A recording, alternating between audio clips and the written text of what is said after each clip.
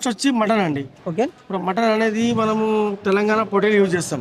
Okay ఆ పొటేల్ ఎలా ఉంది లేదనేది ఫస్ట్ మనం డాక్టర్ ద్వారా చెకప్ చేస్తామండి. ఓకే ఆ హెల్దీగా డాక్టర్ గారు ఎక్కడ మన దగ్గర చెక్ చేస్తారండి ఇక్కడనే. ఓకే అది హెల్దీగా ఉంటేనే మనం యూజ్ చేస్తాం, హెల్దీగా లేకపోతే దాన్ని యూజ్ చేయం. ఎందుకంటే మటన్ కొంచెం ప్రాబ్లం అవుతుంది అట్లా చేస్తే మనం. ఓకే ఇప్పుడు దాన్ని మనం బట్టీలో వేసిన తర్వాత దీంట్లో మనము ఫస్ట్ దాని తర్వాత మనము గ్రీన్ చిల్లీ పేస్ట్ ఇలా వేసి గ్రీన్ చిల్లీ ఒక 4 to 5 hours వరకు ఇట్లా బాయిల్ చేస్తామండి. ఓకే ఎందుకంటే మసాలాకు స్పైసెస్ రావాలన్నమాట. దాని తర్వాత మనం మసాలాస్ యాడ్ చేసి ఇది లాస్ట్ ప్రాసెస్ గోటా.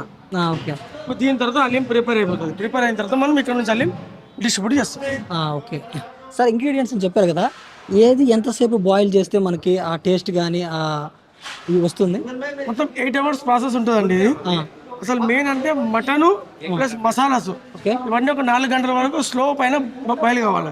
ఇది కట్టెల పైన సాధ్యమవుతుంది, కట్టెల పైన, గ్యాస్ పైన అయితే కాదు. కట్టెల పైన దీంట్లో 8 to 10 hours వరకు మొత్తం హలీం కుక్ అవుతుందండి. ఓకే సార్, హలీం అంటే మనకి ఓన్లీ మటన్ సార్, ఇంకా దేంతో అన్న తయారు చేస్తారా?